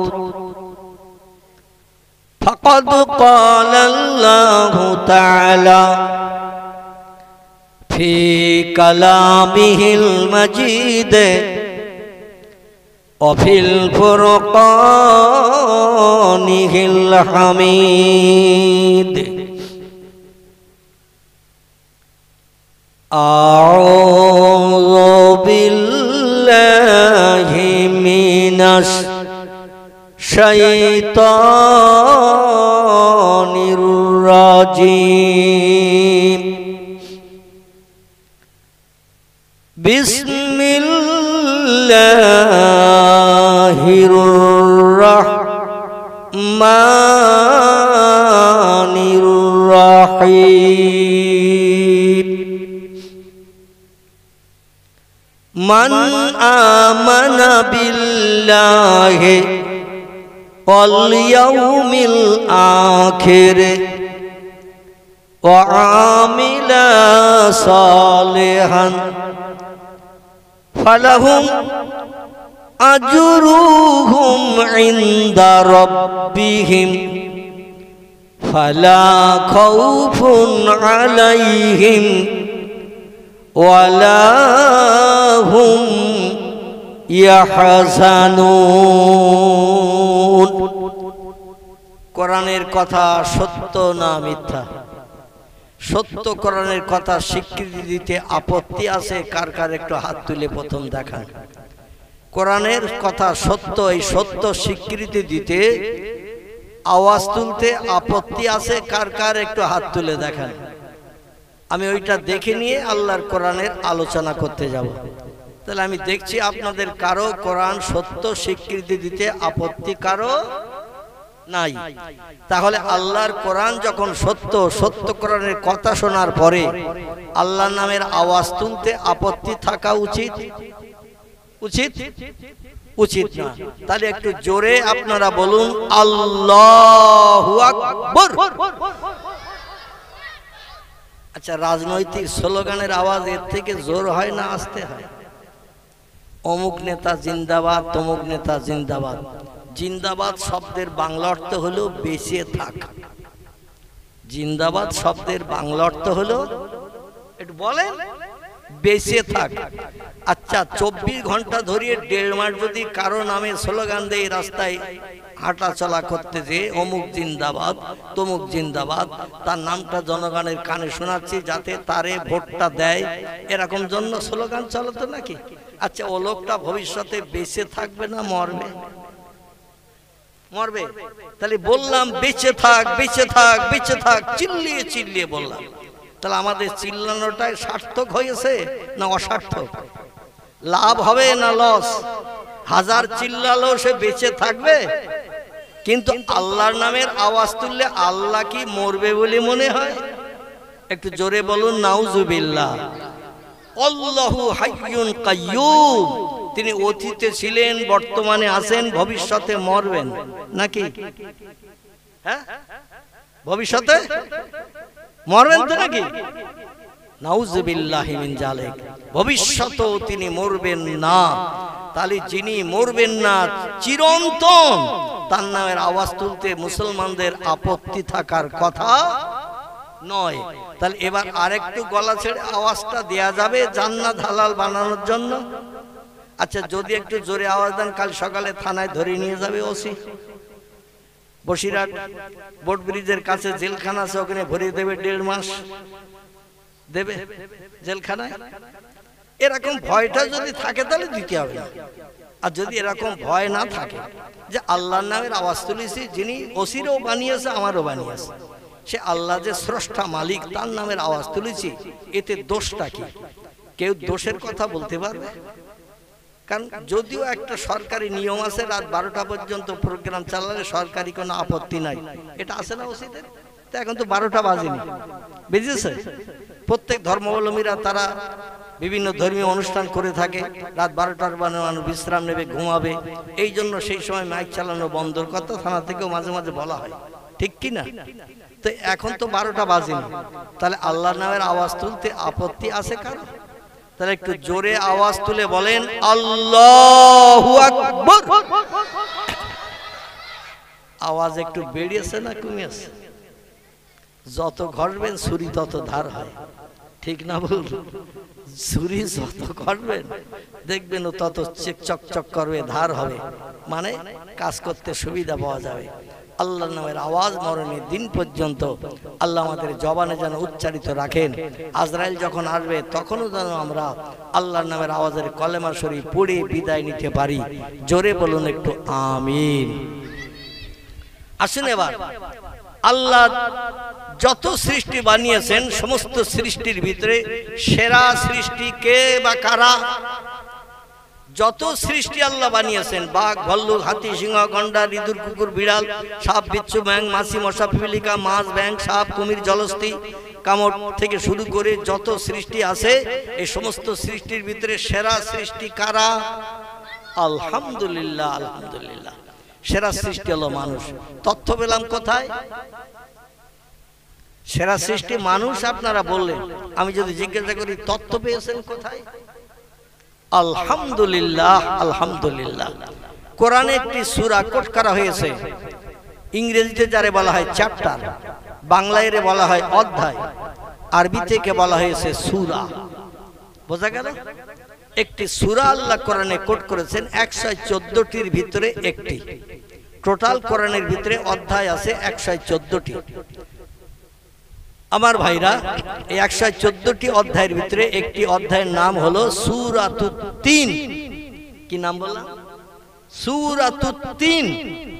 এই সূরা 3-এর ভিতরে আল্লাহ বলছেন বিসমিল্লাহির রহমানির রহিম, লাকাদ খালাকনাল ইনসানা ফি আহসানি তাকবীব। জোরে বলুন একটু সুবহান। আমরা কোরআনেই তত্ত্ব পেয়েছি, কারণ কোরআনের শুরুতেই ইন্ট্রোডাকশন, সূচনা, ভূমিকাতে প্রথমেই আল্লাহ জানাচ্ছেন যালিকাল কিতাবু লা রাইবা ফি। আমার কোরআনের ভিতরে যত বিষয়ে তত্ত্ব পরিবেশন করা হয়েছে, যত ঘটনার কথা উল্লেখ করা হয়েছে, অতীতকালের যত ঘটনা আমি কোরআনের ভিতরে বর্ণনা করেছি, ভবিষ্যতে পৃথিবীতে যা যা ঘটবে তোমরা তার খবরাখবর কিছু জানো না। আমার কোরআনে যে সমস্ত ঘটনার কথা উল্লেখ করেছি, ভবিষ্যতে তোমাদের বংশ নসলের নসিবে জুটবে সে সমস্ত ঘটনা, লা রাইবা ফি, একটা তথ্যের ভিতরে শস্য দানা পরিমাণ সন্দেহ নাই, ভুল নাই, মিথ্যা নাই, টোটাল তথ্যগুলো সব সত্য। তারই নাম হলো আল কোরআন। জোরে বলুন একটু সুবহান। বর্তমান পৃথিবীর নামি দামি বিজ্ঞানীরা, Japan, German, England, Holland, Poland, নামি দামি দেশের বিজ্ঞানীরা তারাও রিসার্চ করে গবেষণা করে বলছে একটা সত্য ধর্মগ্রন্থ পৃথিবীর যদি থাকে তার নাম হলো দা হোলি কোরআন। সেটা হলো পবিত্র কোরআন শরীফ। হোলি শব্দের বাংলা অর্থ হলো পবিত্র, আর কোরআন আমাদের ধর্মগ্রন্থের নাম। কোরআন শব্দটা আরবি ভাষা, এর বাংলা অর্থ হলো কারা কিয়াকরাউ কোরআনান শব্দের অর্থ হলো তেলাওয়াত করো, পড়ো। কাপড় দিয়ে বাইন্ডিং করে সানসেটে রাখলে লাভ হবে না, শোকেসের ভিতরে ঢুকিয়ে রাখলে লাভ হবে না। আমি একটা ধর্মগ্রন্থ পৃথিবীতে তোমাদের ঘরে পাঠিয়েছি, পাহাড়েও পাঠাই নাই, গাছের উপরও পাঠাই নাই, সাগরেও পাঠাই নাই, পাঠিয়েছি মানুষের কাছে। এই জন্য যে মানুষ যত তেলাওয়াত করবে, পড়বে, তত জ্ঞান অর্জন করবে এবং আমাকে চিনতে সুবিধা পাবে। জোরে বলুন একটু সুবহান। এখন কোরআন যে নাম আমাদের ধর্মগ্রন্থের, এই নামের বাংলা মর্যাদাটাও আমরা দেই না। আমি যদি আপনাদের জিজ্ঞাসাবাদ করি কে কবে কোরআনে হাত দিয়েছেন একটু বলুন তো। হাত আমাদের উঠবে কারো? এই উঠবে? মাদ্রাসার তলবের ছাত্রদের যদি বলি, ছেলেরা মেয়েরা মাদ্রাসায় যারা পড়ে, মক্তবে যারা পড়ে, ওরা যদি এখানে থাকতো ওরা সবাই কিন্তু হাত তুলে দিত, কারণ প্রতিদিন ওরা কোরআনে হাত দেয়। ঠিক বললাম না ভুল বললাম? যারা বক্তব্যে পড়ে, কোরআনের তালিম হয় যেখানে, প্রতিদিন ওরা কোরআনে হাত দেয়, বাচ্চা ছেলে বাচ্চা মেয়ে। কিন্তু আমরা যারা একটু বয়স্ক হয়ে গেছি, কবে হাত দিছি খোদাই খবর রাখে, আর কবে কোরআনের উপরের কভারের দিকে একটু নজর করে তাকিয়েছি সেটাও আল্লাহ খবর রাখে। আমরা সঠিক তথ্য দিতে পারবো না। ঠিক বললাম না ভুল বললাম? আমার ভাইরা, সেই কোরআনে আল্লাহ পাক বলছেন লাকাদ খালাকনাল ইনসানা ফি আহসানি তাকবীর। যত সৃষ্টি আমি পৃথিবীর সৌন্দর্য শ্রীবৃদ্ধির জন্য বানিয়েছি, সমস্ত সৃষ্টির ভিতরে সেরা করে বানিয়েছি। কাদামাটি দিয়ে বানানো একটি জাতি, এদের নাম হলো আরবিতে ইনসান। ইংরেজিতে বলা হয় ম্যান, বাংলায় এর নাম হলো মানুষ। মানুষ মানুষ আল্লাহ বলছেন যত সৃষ্টি পৃথিবীতে চোখে দেখতে পাও, যত সৃষ্টি চোখে দেখতে পাও না। আচ্ছা, সব কি আমরা চোখে দেখতে পাই? পাই? আল্লাহ যা সৃষ্টি বানিয়েছেন সব চোখে দেখা যায়? আমার ভাইরা, পৃথিবীতে বড় জঙ্গল আছে, নাম তার আমাজন জঙ্গল। এই আমাজন জঙ্গলের ভিতরে আফ্রিকা মহাদেশ, হাজার হাজার একর বিঘে জমি মিলে একটা জঙ্গল। তাম পৃথিবীর সব দেশের জঙ্গলের জীবজন্তু পশু সেখানে ভরা। সব দেশে যত গাছ, সে গাছও সেখানে ভরা। হাজার হাজার একর বিঘে জমি, এই আমাজনের জঙ্গল। একটা নাম আপনারা কম বেশি শুনেছেন। কত জীবজন্তু সেখানে বাস করে মানুষের এখনো তথ্য দিতে পারেনি। মাঝে মধ্যে কিছু জীবজন্তু দেখে, ফটোগ্রাফ করে টেলিভিশনে পর্দায় দেখায়। পৃথিবীতে 7টি সাগর আছে, বাচ্চা বেলায় পড়েছেন। 7 সমুদ্র পড়েছেন না? আচ্ছা, আমি যদি বলি সাগর কে কে দেখেছেন একটা হাত তোলেন। সবার কি হাত উঠবে? উঠবে? নামে পড়েছেন, ধারাপথে পড়েছেন 7 সমুদ্র। এইটা পড়েছেন সমুদ্র আছে 7টি। কিন্তু আমরা অনেকে সাগরের ধারে এখনো যেতে পারি নাই, দেখতে পারি নাই। তো আমাদের এই পশ্চিমবাংলার শেষ প্রান্ত দীঘা বলে একটি জায়গা আছে। আবার আপনি দক্ষিণ 24 পরগনা কাকদ্বীপ হয়ে যাবেন, 8 নম্বর কচুবেড়িয়া পেরিয়ে যে ওপারে যাবেন কপিল মুনির আশ্রম। ওখানে গেলে সাগর দেখার সুযোগ পাবেন। যে সাগরের নাম হলো বঙ্গোপসাগর, ভারত মহাসাগর, আটলান্টিক মহাসাগর, প্রশান্ত মহাসাগর, ভূমধ্য সাগর, লোহিত সাগর আছে না? এই রকম সাগর আল্লাহ বানিয়ে রেখেছেন। পৃথিবীর 4 ভাগের 3 ভাগ পানি, 1 ভাগ মাটি। আমার মনে মনে ধারণা হয় আগামীতে নাতি নাতকুর যারা লেখাপড়া করছে, এরা আরো ভালো যন্ত্র ভবিষ্যতে বানাবে না। প্রথম মোবাইল মেশিন যখন বেরিয়েছিল, আমার পকেটে আছে মেশিন, এই রকম ধরনের মেশিন। এখন সব এই রকম লম্বা লম্বা মেশিন বেরিয়েছে না বেরোয়নি? আচ্ছা, এই মেশিনে কি ফটো টটো দেখা যায়? এটা কথা বলতে হবে। এতে ফটো দেখা যায়, দূর দূরান্ত থেকে যদি থাকে তার সঙ্গে বাস্তব চেহারা থেকে গল্প করা যাবে। কিন্তু এখন এই যে টাচ মোবাইল বেরিয়েছে, টাচ আঙুল লাগালি সঙ্গে সঙ্গে অ্যাকশন, বোঝা যাচ্ছে? এ যদি আপনি সামনে ধরেন দিল্লি, বোম্বাই, কানপুর, লখনৌ, ভারতবর্ষের বিভিন্ন অঙ্গরাজ্য, কিংবা Japan, German, England, Holland, Poland, Italy, Brazil, এরকম যে কোনো দেশে, সৌদি আরব, আরব আমিরশাহী, শাম, সিরিয়া, মরক্কো, ইয়ামান, বিভিন্ন দেশে যদি আপনজন থাকে, আপনি কোড নম্বর দিয়ে, এক একটা দেশের এক একটা কোড নম্বর আছে। আমাদের দেশের কোড নম্বর 0091। কি নাম বললাম? আমাদের দেশের কোড নম্বর 0091। যেখানেই থাকেন না কেন, ওখান থেকে নাম্বারের আগে এই 0091 দিয়ে এইবার নাম্বারটা পুশ করবেন। আপনার কাছে, আপনি এই পশ্চিম বাংলায় থাকেন আর ভারতের যে কোনো রাজ্যে থাকেন, আপনার কাছে ফোন যাবে না? যাবে না। আমাদের পাশে আছে এই পূর্ব দিকে বাংলাদেশ আছে না? ওদের দেশে কথা বলতে গেলে এই 0091 আগে দিয়ে ফোন নম্বর দিলে যাবে? তো কথা বলেন, যাবে না। বাংলাদেশের কোড নম্বর 0088, কোড নম্বর 0088 দিয়ে তারপরে ফোন নম্বর দিতে হবে, দিলে সেখানে ফোনটা যাবে। এখন ঘটনা আমি যেটা বলতে চাচ্ছি সেটা হলো এই, প্রযুক্তি যুগের বিজ্ঞানীরা প্রথম বানিয়েছিল এই রকম মোবাইল। এখন টাচ মোবাইল বেরিয়েছে, টেলিভিশন এখন অকেজো হয়ে গেছে। টেলিভিশন দেখতে গেলে ঘরে ঢুকতে হতো, তারপরে সামনে বসতে হতো। এখন আর টেলিভিশন ঘরে আর চালানোর সময় পাচ্ছে না, পকেটেই টেলিভিশন ভরা। ঠিক বললাম না ভুল বললাম? পকেট থেকে বার করে নিয়েই আপনি খুলবেন মোবাইল, সঙ্গে সঙ্গে দেখবেন আপনার মনের শখ মিটানো ফটোগুলো বেরিয়ে আসবে। আমি এই বাইরের কথা বলবো না, আমাদের বসিরহাটও কয়েকটা সিনেমা হল অকেজো হয়ে গেছে। ঠিক বললাম না ভুল বললাম? খবর অনেকে রাখেন, অনেকে রাখেন না। এই হাসনাবাদ রুটে ময়লা খোলার ওখানে একটা সিনেমা হল ছিল, নাম ছিল তার কি, খোদার কসম আমি একদিনও ঢুকিনি, তবে নামটা আমি আগে বললে বলেন হুজুর তালি গেল বোধহয়। এই জন্য আপনাদের কাছে নামটা জিজ্ঞাসা করলাম। খোদার কসম এই স্টেজে বসে বলছে আমি একদিনও ঢুকিনি। এই সিনেমা হলটির নাম কি একটু বলেন? দেখেছ তো বাচ্চার খবর দেখেছেন? আহারে আপনারা তো কথা বলবেন না, এতে কাবে নিয়ত করেছেন, কিন্তু বাচ্চা বলে দিচ্ছে দেবজানি। আচ্ছা ওটা আছে এখন? আছে? হ্যাঁ নেই। আমাদের বসিরহাট রোড থেকে বেড়াচাপার দিকে যেতে, বসিরহাট তীরমণি পার হয়ে যে ডান হাতে একটা সিনেমা হল ছিল না? ছিল না? ছিল না? ছিল না? কলেজ পাড়ার আগে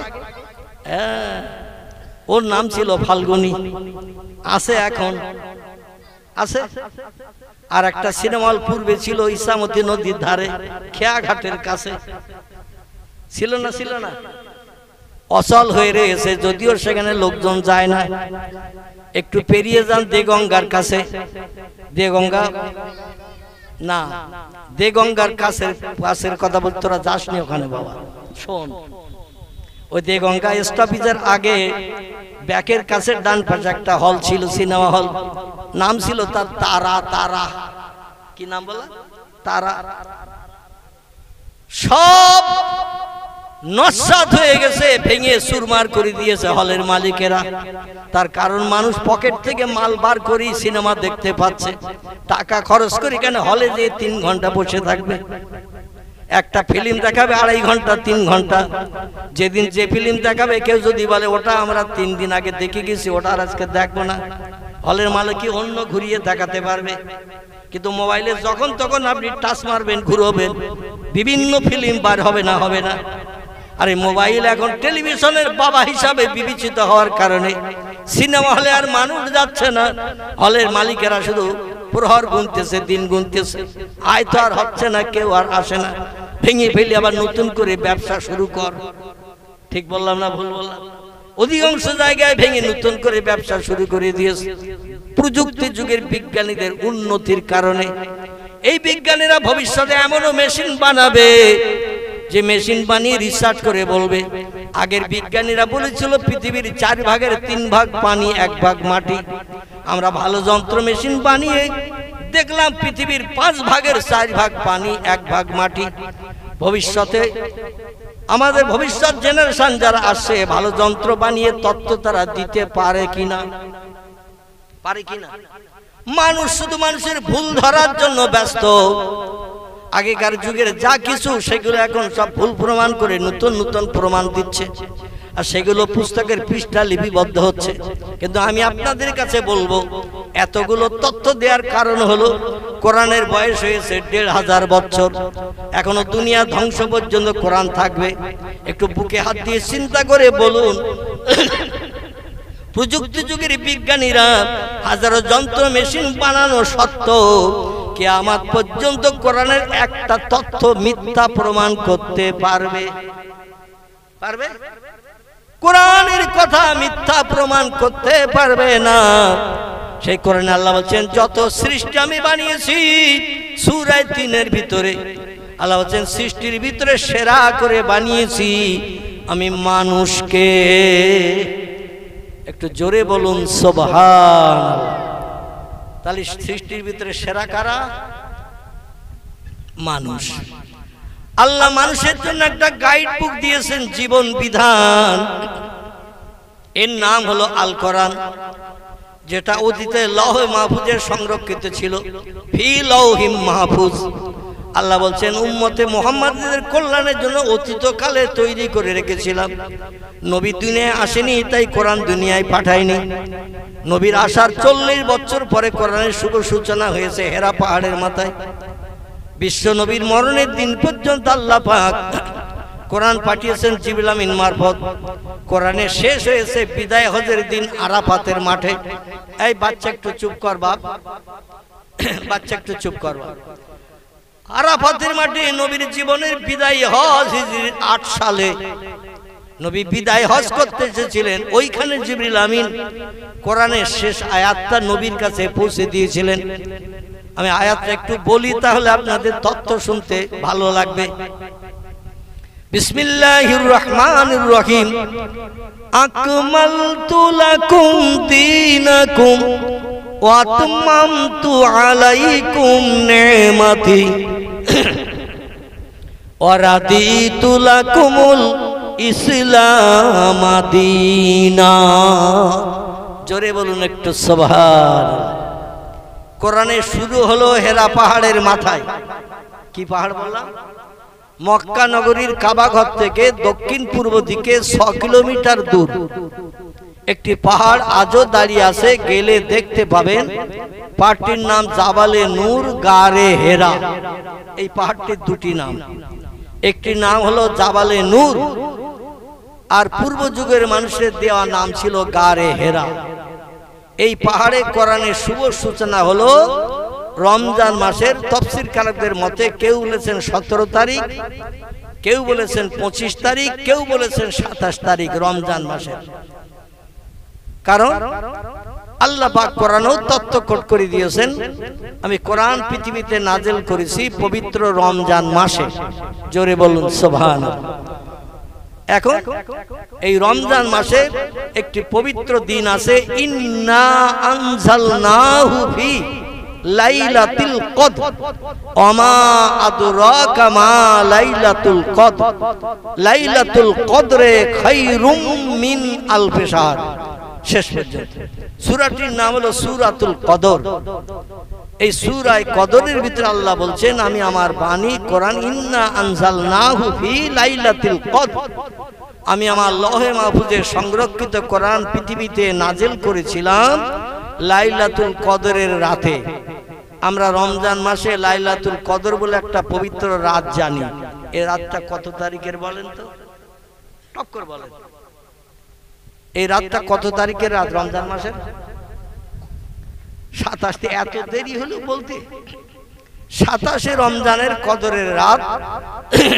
এটাকে আমরা রমজান মাসের সবথেকে দামি রাত হিসাবে মর্যাদা দিয়ে থাকি। কিন্তু পয়গম্বর মুহাম্মদ রাসূলুল্লাহ বলছেন, রমজানের শেষ দশকে বিজোড় যে কটা রাত আছে, খুব ভালো করে শুনুন, রমজানের শেষ দশকে মানে 20 থেকে 30, এই শেষ দশকে বিজোড় রাত যে কটা আছে, ওই রাতে তোমরা কদরের রাতের অন্বেষণ করো। কারণ বিজোড় রাতের কোন একটা রাত আল্লাহ পাক তার আসমানি রহমত উম্মতে মুহাম্মাদের জন্য পৃথিবীতে বর্ষণ করে থাকেন। জোরে বলুন একটু সুবহানাল্লাহ।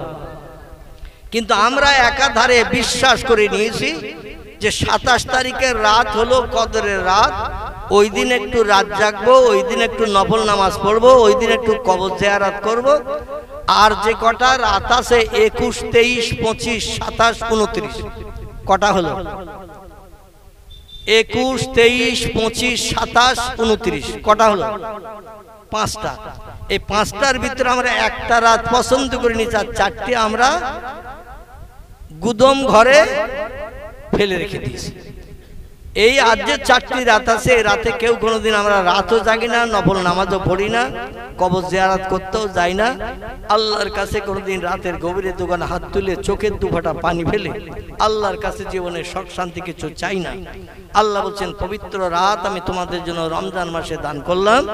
এই রাতে যে বান্দা চোখের পানি ফেলে আমার কাছে কিছু চাইবে, আমি আল্লাহ তারে বঞ্চিত করব না।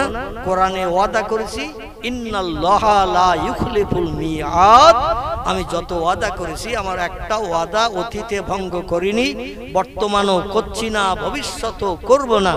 যত ওয়াদা কোরআনে করেছি, ইন্নাল্লাহা লা তুখলিফুল মিআদ, আমি একটা ওয়াদা কোনোদিন ভঙ্গ করিনি আর করব না।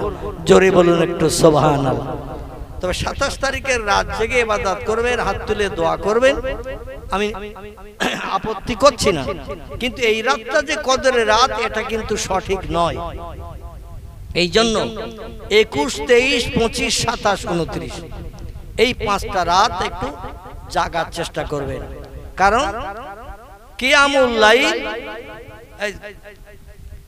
কিয়ামুল লাইল আর সাওমুন নাহার, হাদিস শরীফে দুটি তথ্য এসেছে, খুব ভালো করে শুনুন।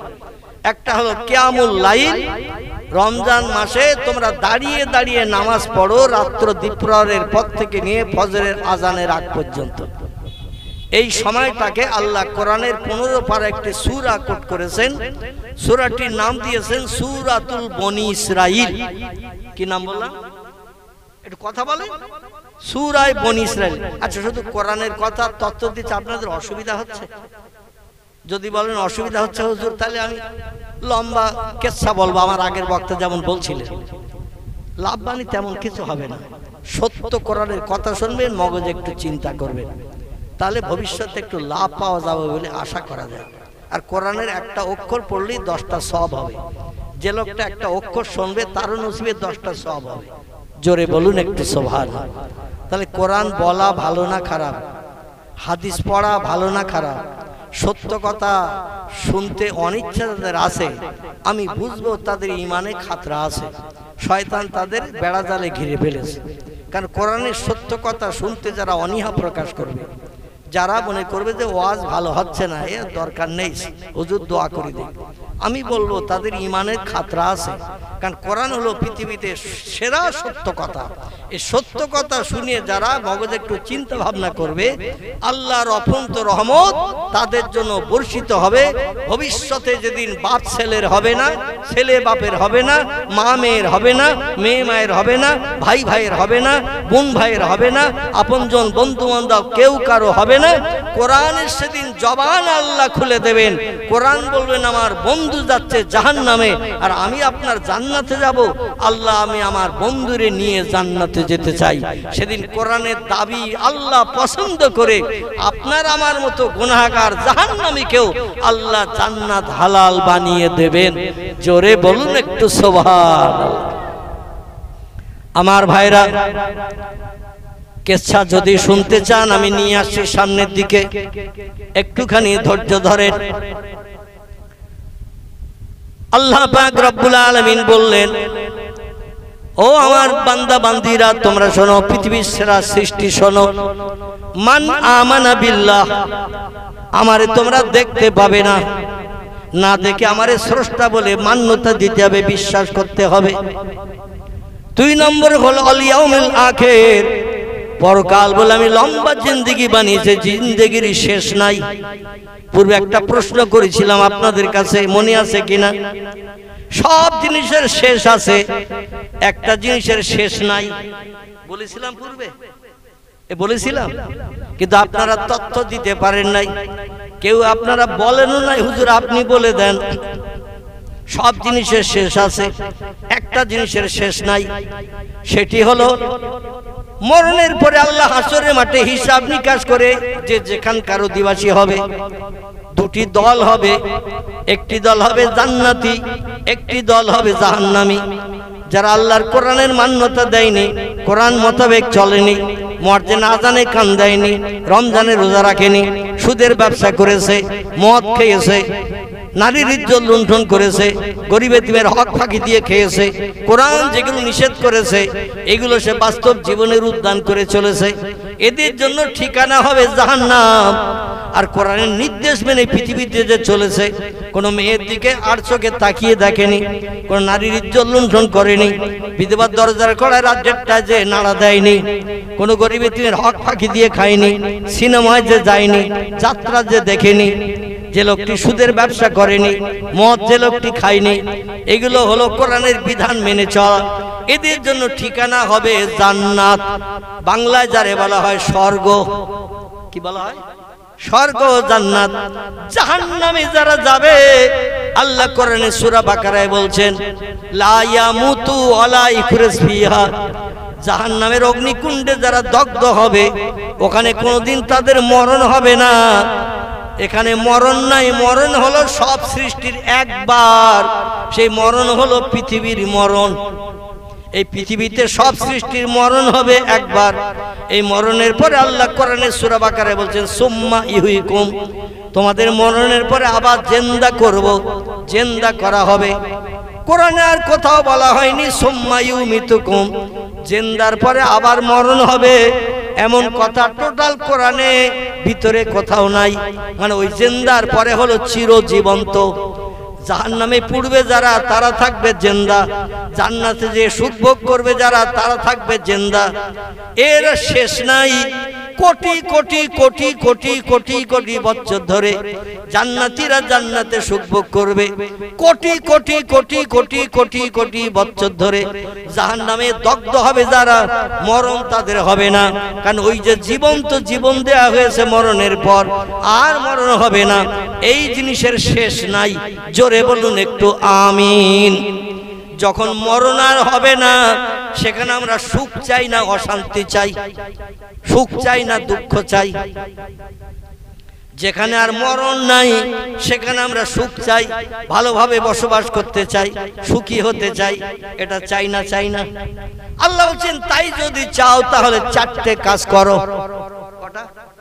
চারটি কাজ তোমরা করো, খুব ভালো করে মন দিয়ে শোনেন। আল্লাহ বলছেন মান আমানা বিল্লাহ, প্রথম নম্বরের কাজ হলো আমি আল্লাহ আমার পৃথিবীর জমিনে দেখতে পাবে না, তবে সব সৃষ্টিরে বানিয়েছি আমি, সব সৃষ্টির মূলে হলাম আমি। আমারে না দেখে বিশ্বাস করো এই তাম বিশ্ব ব্রহ্মাণ্ডের মালিক একজন আছে, তিনি হলেন আল্লাহ। দুই নম্বর অল ইয়াউমিল আখির, পরকাল বলে একটা লম্বা জিন্দেগি বানিয়ে রেখেছি, যে জিন্দেগির শেষ নাই। জান্নাতীদের শেষ নাই, জাহান্নামীদের শেষ নাই। এখানে সুখের জায়গা দুঃখের জায়গা দুটি জায়গা বানিয়েছি, কঠিন শাস্তি আবার পরম আনন্দ দুটি জায়গা বানিয়েছি। দুনিয়ায় বেঁচে থাকতে দেখতে পাবে না, তোমরা না দেখে যদি বিশ্বাস করতে পারো তাহলে দুই নম্বরের কাজ তোমাদের করা সম্ভব হলো। এখনো বাকি কটা? কটা বললাম? চারটে। কটা বললাম? চারটে কাজ করেন। আয়াতে আল্লাহ চারটে কাজের কথা বলেছে, আমি দুটির কথা বললাম, এখনো দুটি বাকি, ওই দুটি বলে নেই। এবার একটু কেসা কাহিনীর দিকে যাব আপনাদের মনোসন্তুষ্টের জন্য। যদি আমার ইচ্ছা ছিল টোটাল বক্তব্য শেষ পর্যন্ত আমি কোরআন হাদিসের কথাই শুধু বলবো, কিন্তু একেবারে পাড়াগাঁও এলাকা তো, এই জন্য পরিবেশ বুঝে বক্তৃতা করতে হয়, ঠিক কি না? এই জন্য আমাকে একটু নিয়ে যেতে হবে ওই দিকে, যেদিকে গেলে আপনারা খুশি হবেন। আলহামদুলিল্লাহ। আল্লাহ বলছেন ওয়া আমিলা সালেহান, তিন নম্বর। ক নম্বর? তিন নম্বরের কাজ হলো আমারে না দেখে বিশ্বাস করো, এক নম্বর। দুই নম্বর হলো পরকাল বলে লম্বা জিন্দেগি বানিয়েছি, যেখানে মরণ টরণ নাই, ওই জায়গাটাও দেখতে পাবে না, না দেখে বিশ্বাস করো। তিন নম্বর হলো আমিলা সালেহান, আমার কোরআনের কথা সত্য জেনে ভালো ভালো সৎ কাজগুলো করো। মর্জে আজান দিলে নামাজ পড়ো, মিথ্যা কথা বলো না, চুরি ডাকাতি করো না, ছিনতাই গুন্ডামি করো না, মানুষের প্রাণ নাশ করো না, মানুষ মার্ডার করো না, বিধবার দরজার কর্নার দিয়ে চরিত্র নষ্ট করো না, কোন ছোট ছোট বাচ্চাদের বাপ মা হারা এতিম বানিও না, মদ খেও না, সুদের ব্যবসা করো না, সিনেমা যাত্রায় যেও না, এই সমস্ত খারাপ কাজগুলো করো না, বরং ভালো ভালো কাজগুলো করো। আমলে সালেহা, ভালো ভালো কাজগুলো করো। আর একটা কাজ বাকি আছে, সেটা এবার বলবো, হয়ে গেছে তিনটি। চার নম্বরের কাজ হলো আল্লাহ বলছেন এই পৃথিবীর মানুষ তোমরা শোনো, মান আমানা বিল্লাহ ওয়াল ইয়াউমিল আখির ওয়া আমিলা সালেহান, তোমরা যদি ভালো সৎ কাজ করতে পারো, চার নম্বরে তোমাদের জন্য আমি একটা প্রতিদান রেখে দিয়েছি, ফালাহুম আজরুহুম ইনদা রাব্বিহিম, তোমাদের পরওয়ারদিগার আলাম আল্লাহর তরফ থেকে আমি আল্লাহ তোমাদের জন্য একটা পুরস্কার, তোহবা, গিফট, অনুদান রেখে দিয়েছি।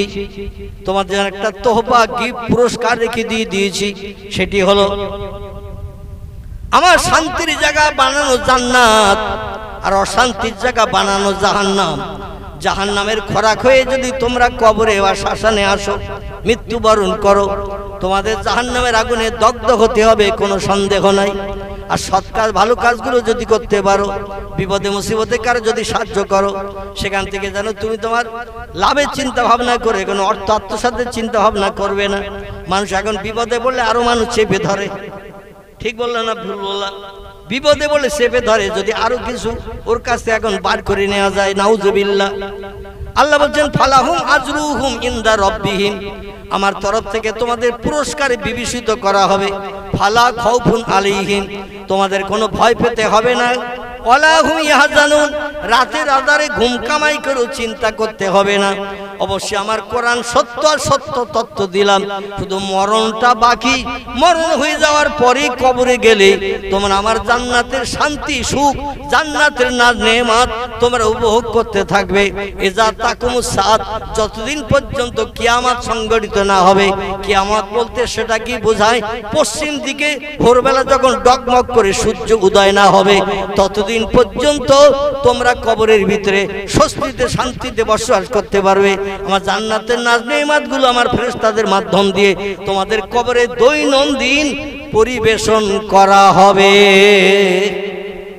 আর একটু জোরে বলুন নারায়ে তাকবীর। আমরা আল্লাহরে বিশ্বাস করি, আবার মাঝে মাঝে বলি সেই তো আল্লাহর বাপকে আছে, আমার বাপ ছিল তাই আমি হয়েছি, মা ছিল তাই মার পেটে আমি হয়েছি। এই মগজে চিন্তা হয় না? হয় না? আমরা বংশ জেনারেশন পরস্পর এই পৃথিবীতে হয়েছে, তো আল্লাহর বাপকে, আল্লাহর মাকে, আল্লাহ ছেলে কটা, মেয়ে কটা, আল্লাহর দাদার নাম কি, দাদির নাম কি, এসব চিন্তা মগজে আসে না? আসে না? কথা বলেন একটু। যারা চিন্তাবিদ মানুষ তারা মগজে সব কথাগুলো নিয়ে আসে। যে কোনো সূত্র না পেলে তো কিছু বানানো যায় না। বিজ্ঞানীদের তথ্য, কিছু জিনিস বানাতে গেলে সূত্র লাগে, সেই সূত্র নিয়ে রিসার্চ করে নিত্য নতুন জিনিস বানায়। তো আল্লাহ কিভাবে হইল, এই সূত্র তো একটা লাগবে। এই রকম চিন্তা ভাবনা যাদের মগজে আসে, তারা একদিন চিন্তা করতে করতে নাস্তিক হিসাবে বিবেচিত হয়ে যায়। নাস্তিক তাদের বলা হয় যারা স্রষ্টা মানে না, ধর্ম মানে না, এদের বলা হয় নাস্তিক। আস্তিক তাদের বলে যারা আল্লাহরে না দেখে বিশ্বাস করে, আসমান জমিন দেখে বিশ্বাস করে। কুল সিরু ফিল আরদ, তোমরা আমারে যদি জানতে চাও, চিনতে চাও, ঘরের রান্নাঘরে বসে থেকো না, ঘরের ভিতরে থেকো না, বারান্দায় থেকো না, আমার জমিনে একটু বেরিয়ে পড়ো। পৃথিবীর জমিনে বেরিয়ে পড়ে আমার বানানোর নিদর্শনগুলো একটু দেখো, দেখলেই বুঝতে পারবে এই সব জিনিসের মালিক একজন আছে। জোরে বলুন একটু সুবহান। পৃথিবীতে দুটি দলের মানুষ আল্লাহকে মেনেছেন। আসুন এবার নিয়ে যায় আপনাদের সেদিকে, যাতে শুনতে ভালো লাগে, বুঝতেও সুবিধা হয়। দুটি দলের মানুষ আল্লাহরে না দেখে বিশ্বাস করেছে। একটি দলের নাম হলো নবী আম্বিয়ার দল, একটি দলের নাম হলো ওলি আউলিয়ার দল। বোঝা গেল? দুটি দলের মানুষ আল্লাহরে না দেখে বিশ্বাস করেছেন, স্রষ্টা হিসাবে তারা মান্যতা দিয়েছে। একটি দলের নাম হলো নবী আম্বিয়া। এই পৃথিবীতে নবী এসেছেন 1,24,000-এর মতো। আদম নবী, শীষ নবী, নূহ নবী, ইব্রাহিম নবী, ইসমাইল নবী, ইসাক নবী, ইয়াকুব নবী, ইউসুফ নবী, দাউদ নবী, সুলাইমান নবী, মুসা নবী, হারুন নবী, হুদ নবী, লূত নবী, সালেহ নবী, জাকারিয়া নবী, ইহয়া নবী, আইয়ুব নবী, ইউনুস নবী, শুআয়ব নবী, ইলিয়াস নবী, এমন করে ওজারি নবী, ঈসা নবী, মুহাম্মদ রাসূলুল্লাহ হলেন সব নবীদের শেষ। এইভাবে পৃথিবীতে নবী এসেছেন অগণিত, 1,24,000-এর মতো।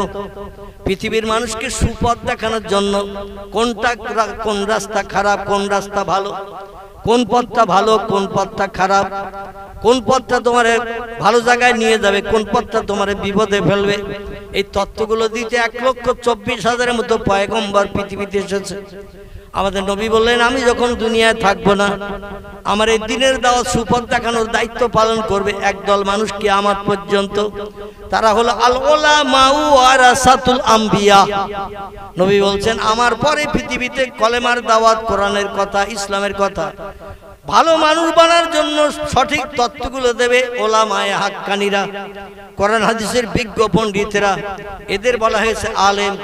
আলেমদের ভিতরে যারা রাত জেগেছে বেশি বেশি, আল্লাহর ইবাদত করেছে বেশি বেশি, এরা হয়েছে ওলি আউলিয়ার দল। কিসের দল?